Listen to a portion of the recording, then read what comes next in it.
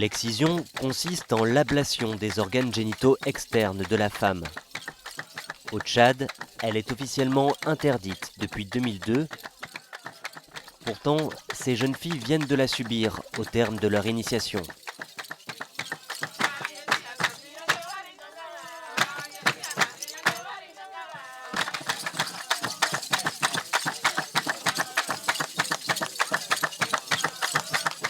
La prévalence de l'excision varie considérablement selon les régions du pays.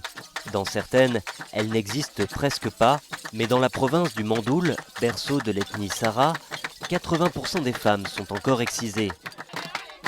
Malgré des décennies de lutte, la pratique ne semble pas diminuer significativement.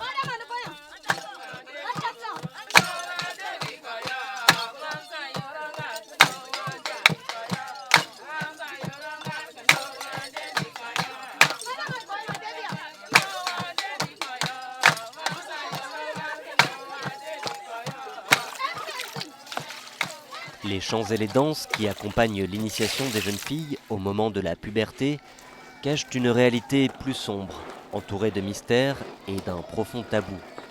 Pour beaucoup de femmes, c'est un traumatisme que l'on garde comme un secret. Mais Evelyne, elle, a choisi de le révéler.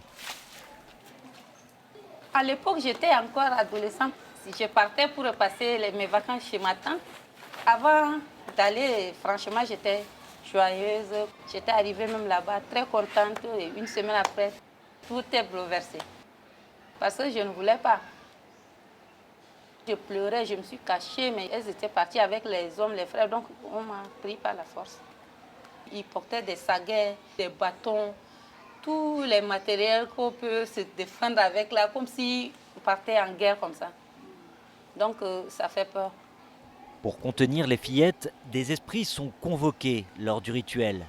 On les appelle les hommes lions. Quand on ne voit pas les hommes lions, ils disent que c'est nos arrière-grands-parents qui sont morts qui reviennent nous voir, tout ça. Donc, c'est les fois seulement qu'on écoute les cris, les rougements qui font là qu'on écoute, mais on ne voit pas les hommes lions. C'est un peu mystique. On passe par tour de rôle devant l'exciseuse. Il y a une tante qui est assise là, m'attrapée, et il y a une qui s'est courbée aussi au niveau des épaules. Et il faisait des cris à mon oreille. Entre-temps, elle a coupé. Franchement, moi, je dis que je suis entre la mort et la vie. Et c'est Dieu seul qui va faire. Parce que quand tu perds trop de sang, tu risques aussi de mourir. S'ensuit une longue période de convalescence à l'abri des regards et accompagnée de traitements douloureux. Un souvenir si pénible que Louise, elle, ne parvient pas à l'évoquer. De ce traumatisme, elle a fait une force pour mettre un terme à la pratique dans sa famille. Je suis l'aîné de la famille, malheureusement pour moi. Mais c'est après moi maintenant que ça s'est arrêté. Parce que moi, j'avais subi beaucoup de peines. Et à la sortie, déjà, je dis à mon père que si tu te laisses encore, que tes filles aillent là-bas subir les mêmes conséquences que j'ai subies, je ne peux pas marcher avec vous. Je ne veux pas. Il y avait un peu de disputes. Et finalement, c'est resté comme ça. Mes cadettes n'ont pas subi ça.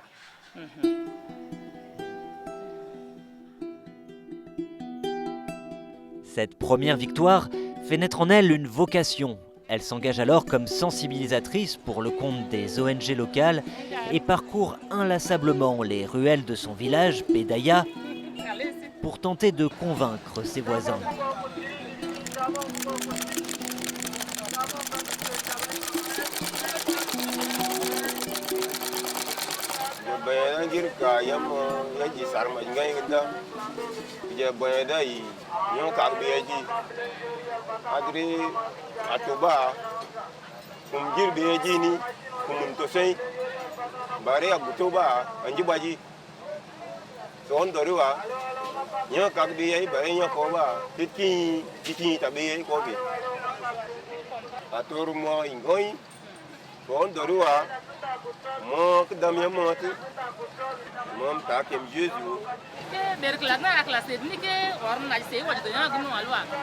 Orna chez moi.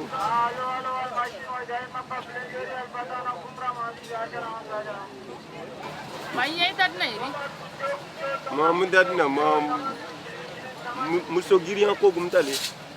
Je vais m'aller. La loi tchadienne empêche de pratiquer cette pratique. Et lui, il est encore dans ça. Donc je veux à ce qu'il m'explique un peu, il est au-dessus de la loi ou bien c'est comment?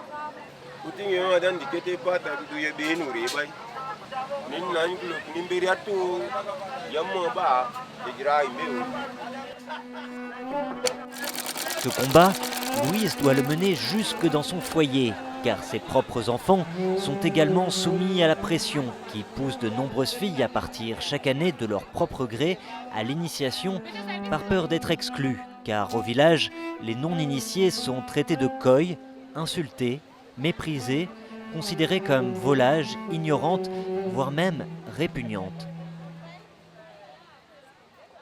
À l'école, les filles excisées se permettent aussi d'insulter nos filles qui ne sont pas excisées. Quand une fille n'est pas excisée, elle est coy. C'est un nibou, en français c'est un nibou, ce n'est pas une personne. Donc on te qualifie à un oiseau. Oui, donc tu n'as pas ta place parmi les gens au village. Convaincue que l'excision favorise les relations sexuelles précoces, les grossesses et l'abandon des études, elle convoque régulièrement les jeunes filles du village pour tenter de passer son message.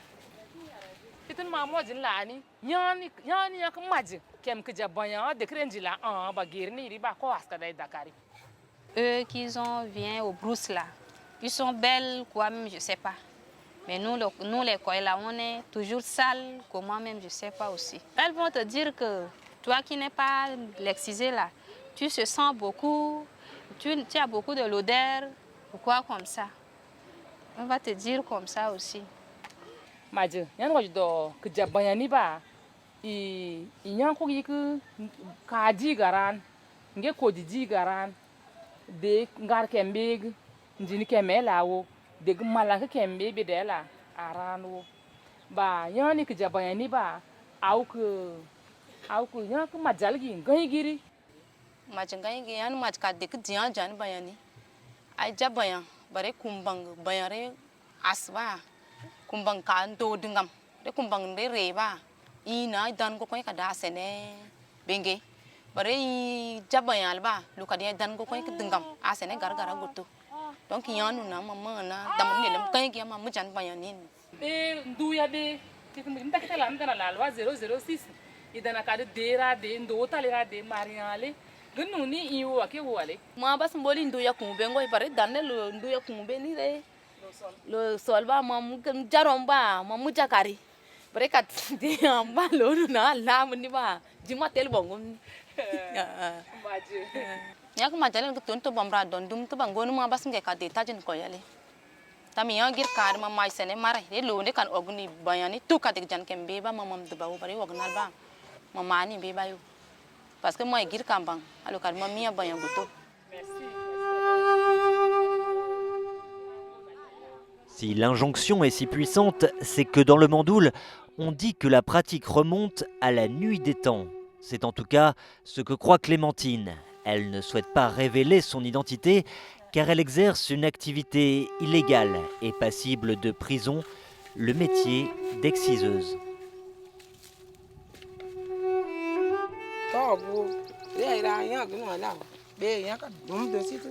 Adi gar ka de jina musu be ne kan nai do ta di ka de andu alba e ya ka domi be nyana na je jendo o dat ni aswa je jendo je de ndo nang te adi yan je jira na be ye ji kum kete ni ndo na je jira na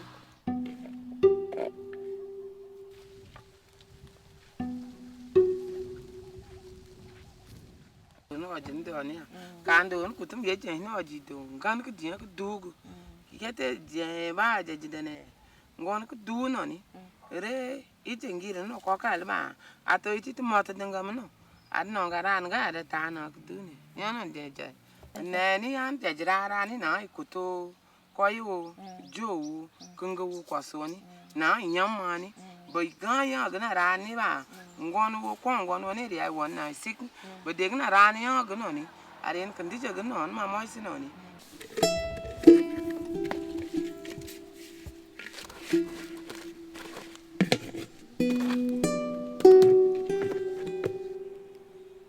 Traditionnellement, l'excision se déroule en brousse. Elle fait partie de l'initiation. Ce rite de passage à l'âge adulte est un pilier fondamental de l'identité Sara. Les jeunes filles apprennent avant tout la soumission et l'obéissance aux hommes. Le rituel d'initiation masculin s'appelle quant à lui le yondo. C'est la coutume la plus secrète et la plus sacrée de la culture Sara. Les deux rites sont intimement liés. Pour certains, remettre en cause l'initiation des femmes bouleverserait donc les fondements de l'organisation sociale. Un chef de canton, c'est un chef traditionnel. Quand il y a des problèmes parmi la population, j'essaie de les concilier. L'initiation des femmes, il n'y a pas que l'excision. Il y a aussi d'autres aspects culturels. Parce que c'est accompagné des danses qui sont quand même bien rythmées, des chansons, et dans ces chansons, ils véhiculent des messages. Et c'est comme si la douleur joue un rôle dans la valeur de l'homme. Donc pour elle, peut-être que cette femme qui est excisée, ça ne se fait pas sans douleur. Il y en a qui crient, il y en a qu'on met par force pour faire ça. Et peut-être dans leur tête, c'est qu'elle va devenir une femme digne d'elle, qui n'a pas peur des douleurs, qui peut supporter les choses dures.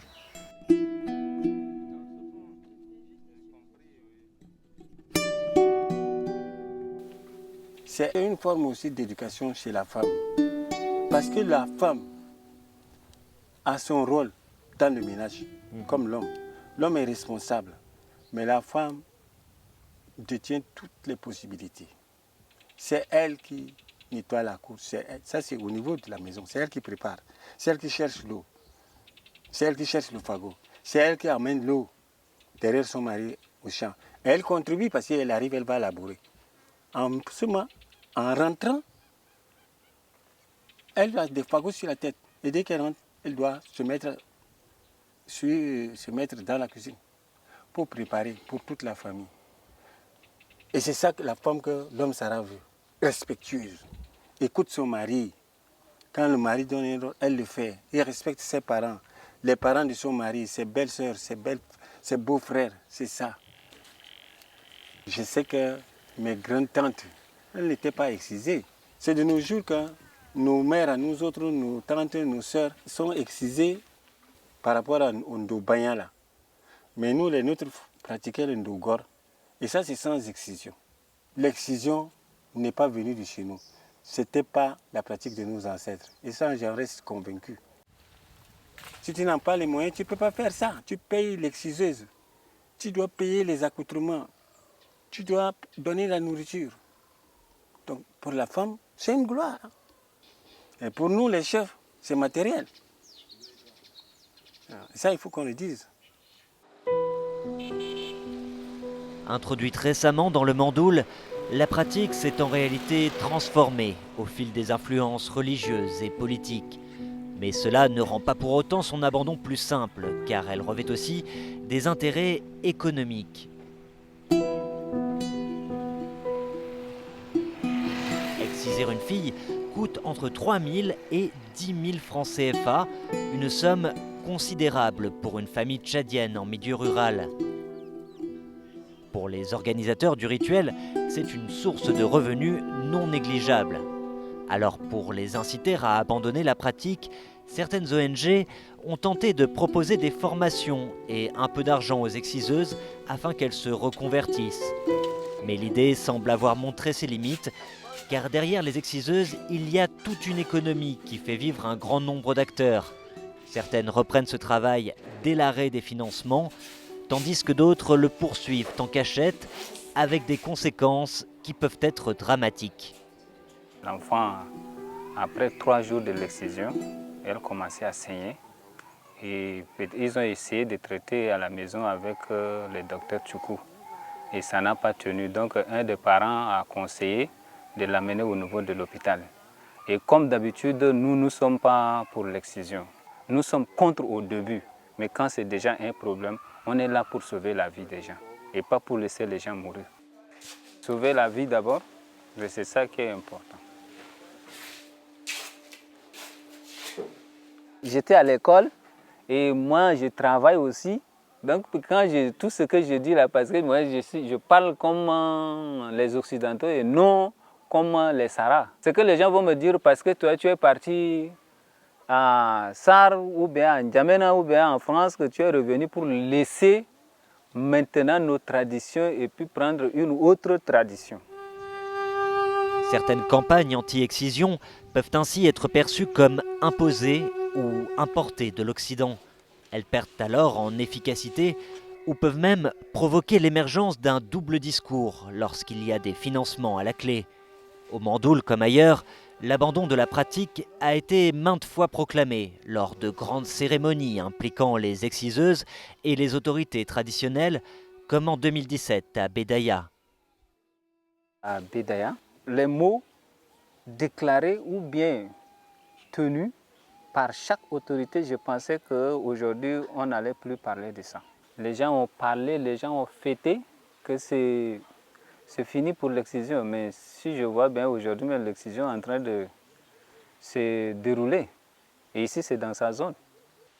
Et même à Combra, dans le Mandoul, les gens ont organisé un grand festival concernant l'excision. Les gens ont fêté, ont mangé avec les chefs de canton, avec tous les chefs coutumiers. Mais ça n'a pas pu jusqu'à présent. Pour livrer le message ou bien quitter de ce village pour aller dans ce village, trouver son collègue pour en parler de ça, peut-être il va compter sur l'argent. Maintenant, c'est l'argent qui détruit aussi beaucoup de choses. J'écoute, j'applaudis, je trouve mon argent, je mets dans la poche, je rentre, je bois, je mange et je dors tranquillement, c'est fini. Mais comment ça va changer? Ça ne va pas changer.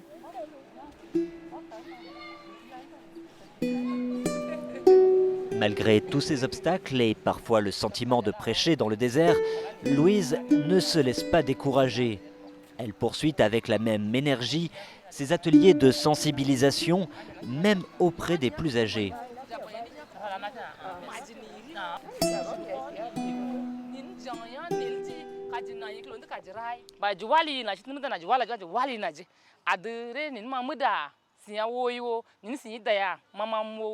Walji na jikin nanu na siyange yando kre romato mamamge yando kre rosisitu do beni mawi kudum an mawi kuduni ba mrando kutujogi di soso ana kariji tendo ba teli dan na ngirna re gogun ad ajain ba san kad ndari kundul no guto adre do ni yed bari ndari kundul to ba kad deri ay jabay ateli jaman gogun aba lern teli jamun do gugni ba teni semgoi a lern ten semni ba dana ke jan beni ke rabba ba kakana ndako mun girim to kari ba lern jiriare ndako mun girim tal koni ba do ni re to nat ni ba launa di yed nat be tuko a lern dia ka de dingam bria ko gatma koni ba dingam ni age daro a lern dingam ni age daro ni ba lokad ni ngema goto a tel do ka di jamun bay pata ka de ji dingam e bin kana bay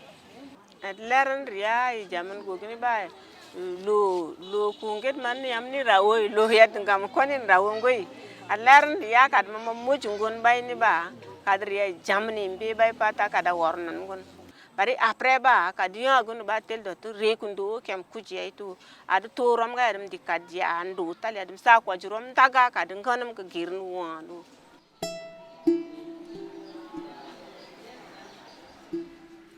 Ouassigué n'est pas seul dans ce cas.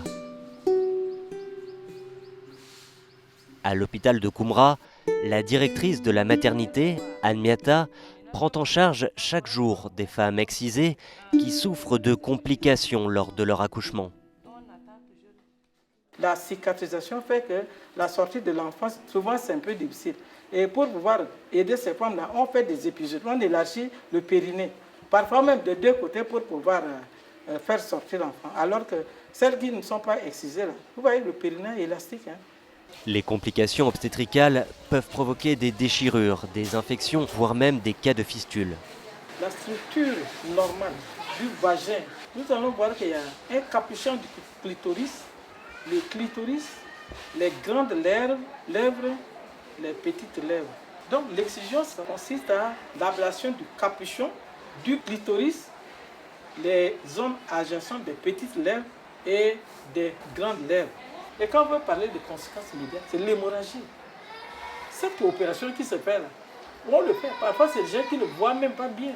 C'est des veillés pendant qu'on le voit. On coupe n'importe où. On n'arrive pas à stériliser, il n'y a pas d'anesthésie. Les conséquences immédiates, la douleur peut tuer. N'est-ce pas? La douleur. Non? La fille même là, elle n'accepte pas le rapport sexuel parce qu'elle a de douleurs. Chaque rapport, elle se rappelle encore de ce traumatisme. Donc, parfois, il y a des filles qui quittent leur foyer à cause de ça.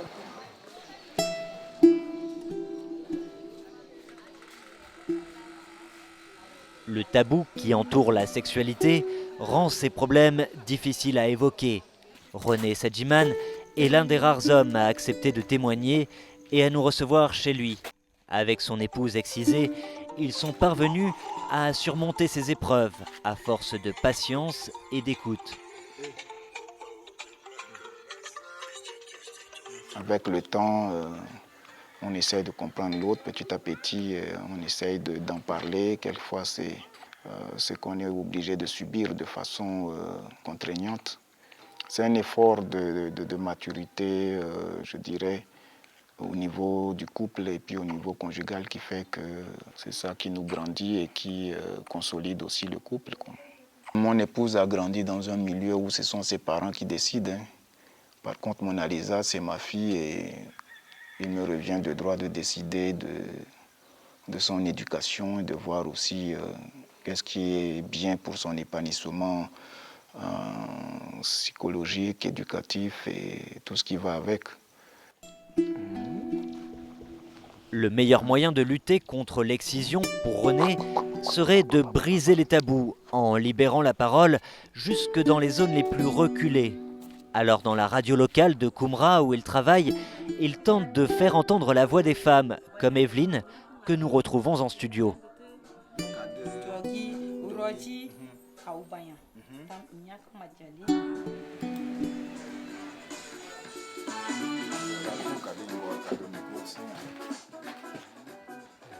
L'excision est interdite au Tchad par la loi tchadienne. Elle cause des traumatismes, des douleurs, des hémorragies, des fistules. Chère maman, cher papa, très chère fille, évitons d'être prises au piège par cette barbarie cruelle. Mais encourageons nos enfants à rester intègres pour l'émancipation des femmes et des filles dans le Mandoul. En pays Sahara, le sexe est tellement tabou pour les femmes. Les hommes, ça leur dit absolument rien, mais en tant qu'homme, avoir affaire à une femme excisée, il faut s'attendre au pire quelquefois. Donc imaginez un homme avec sa femme qui lui dit « je ne veux plus de toi ». Imaginez, c'est pas facile.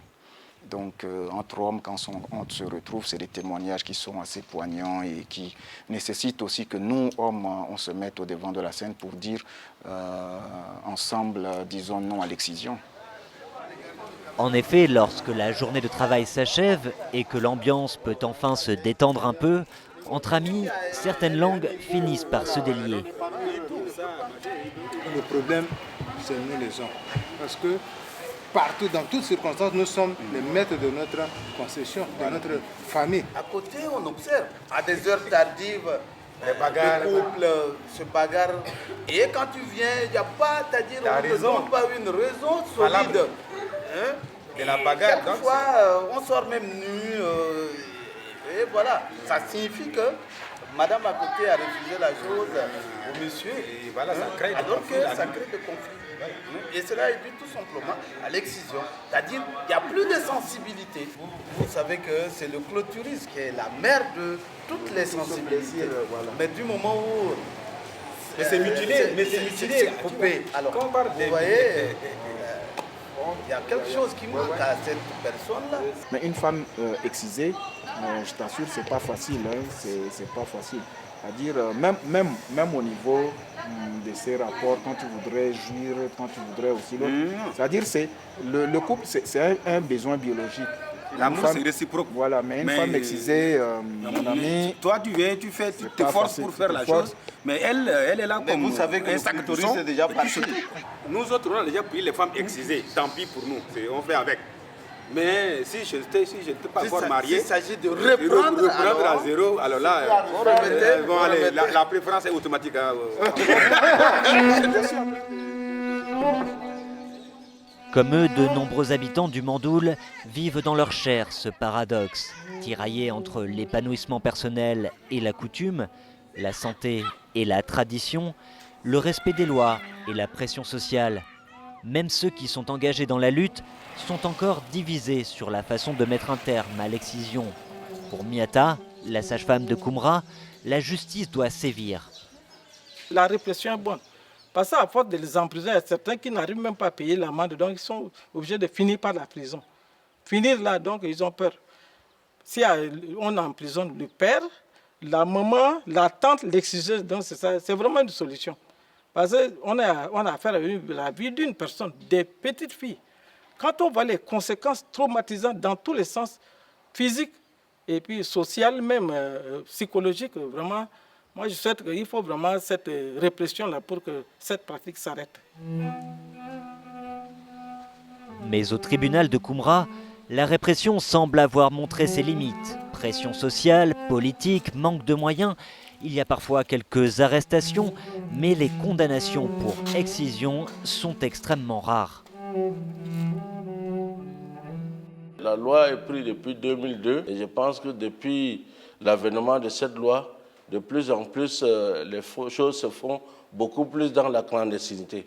Même si ces femmes-là, elles sont condamnées, des fois elles récidivent. La répression ne résout pas le problème parce que la répression peut résoudre un cas. Alors que si on travaille en amont, nous pouvons dissuader l'ensemble d'un village ou les villages qui sont autour. Les effets de la sensibilisation sont difficilement perceptibles à court terme. Cela prendra nécessairement du temps, mais Louise reste convaincue que le changement ne peut survenir que de l'intérieur. Le premier pas, dit-elle, pour cesser de souffrir en silence, consiste à mettre des mots sur ses douleurs. Ensuite viendront l'éducation, l'argumentation et la déconstruction des idées reçues.